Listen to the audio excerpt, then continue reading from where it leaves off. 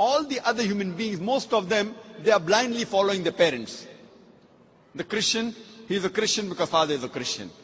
The person is a Hindu because father is a Hindu. Most of the Muslims are Muslims because their fathers are Muslim. This atheist is thinking, his father, his parents may be religious, but he does not believe in the gods which his parents worship. Most of the atheists, we realize, have become atheists because they believe in science and technology. These people think that science has advanced so much, we don't require any scripture, we don't require any religion, etc. The first question I ask to the atheist is that suppose there is an equipment, there is a machinery which no one in the world has ever seen before.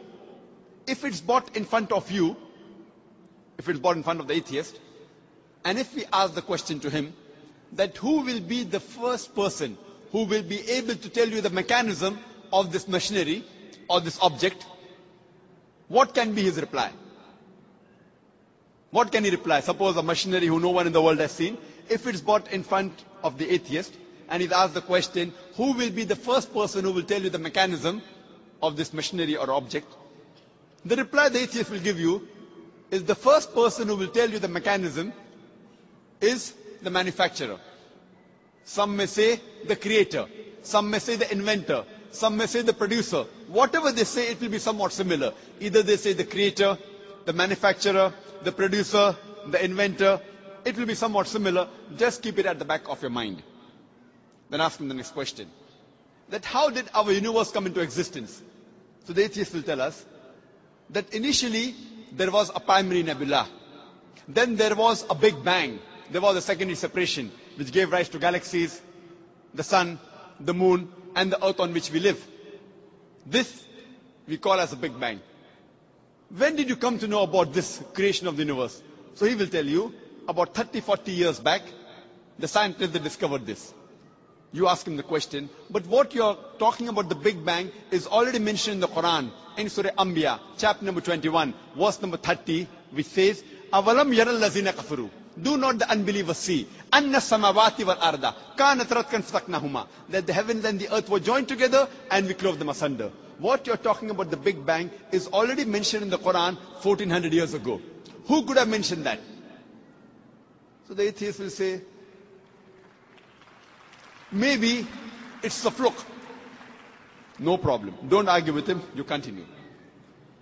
The light of the moon, is it its own light or reflected light? So the atheist will tell us that previously we thought the moon has its own light. Recently we have come to know in science, recently means 100 years back, 200 years back, we have come to know that the light of the moon is not its own light but a reflected light. The Quran mentions 1400 years ago in Surah Furqan, chapter number 25, verse number 61, that blessed is he who had placed the constellation in the sky and placed therein a lamp, a sun having its own light and moon having reflected light or borrowed light. The Arabic word used for moonlight in the Quran is munir or nur, meaning reflected light or borrowed light. Who could have mentioned in the Quran 1400 years ago that the light of the moon is not its own light but reflected light, which we have come to know recently? The atheist may say, your Prophet Muhammad, peace be upon him, maybe he was an intelligent man. Don't argue with him. Continue. The world that we live on, what's the shape of this earth on which we live? The atheist will tell you, it is spherical. When did we come to know? So he will tell us, it was 1597 when Sir Francis Drake, when he sailed around the earth, that he proved that the earth was spherical. But the Quran says 1400 years ago, in Surah Naziyat, chapter number 79, verse number 30, وَالْأَرْضَ بَعْدَ ذَلِكَ دَحَاهَا. And thereafter, we have made the earth egg-shaped. The Arabic word dahaha, one of its meaning is the earth is an expanse. The other meaning is derived from the Arabic word duya, which means an egg. And it doesn't refer to a normal egg. It refers to the egg of an ostrich. And we know the world is not completely round like a ball, but it is geospherical in shape. It is starting from the pole. And if you analyze the shape of the egg of an ostrich, that too is geospherical in shape. Who could have mentioned 1400 years ago that the shape of the earth is geospherical? Again, the atheist may say, your Prophet, maybe he super intelligent. Don't argue with him. You can continue. When I was in school, I had learned that the sun was stationary. It revolved, but did not rotate about its own axis. So the atheists will say, is that mentioned in the Quran? I say, no, that is what I learned in school. When I passed my school in 1982, approximately 12 years back, I had learned the sun was stationary, did not rotate about its own axis. But the Quran says in Surah Anbiya, chapter number 21, verse number 33, هُوَ الَّذِي خَلَقَ اللَّيْلَ وَالنَّهَارَ. It is Allah who has created the night and the day. وَالشَّمْسَ وَالْقَمَرَ. The sun and the moon. كُلٌّ فِي فَلَكٍ يَسْبَحُونَ. Each one traveling in orbit with its own motion. So the Quran says that besides the sun revolving, it even rotates about its own axis. Who could have mentioned this in the Quran 1400 years ago? And the atheist will be silent.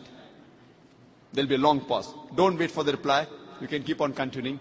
Today, science tells us that the universe is expanding, which is mentioned in the Quran 1400 years ago in Surah Dhariyat, chapter number 51, verse number 47.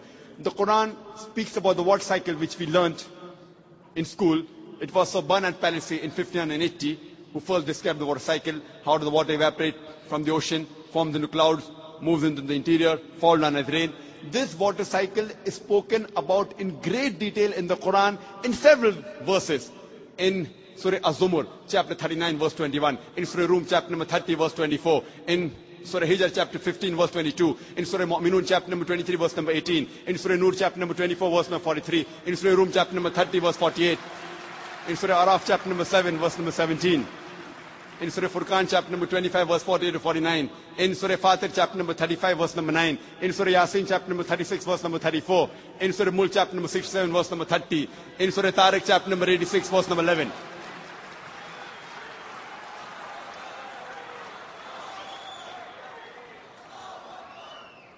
There are hundreds of verses in the Quran which only speak about the water cycle, which science has discovered recently.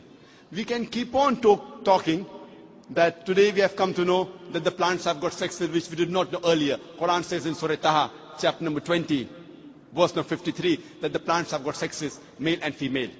Today we have come to know that there are two types of water, sweet and salty.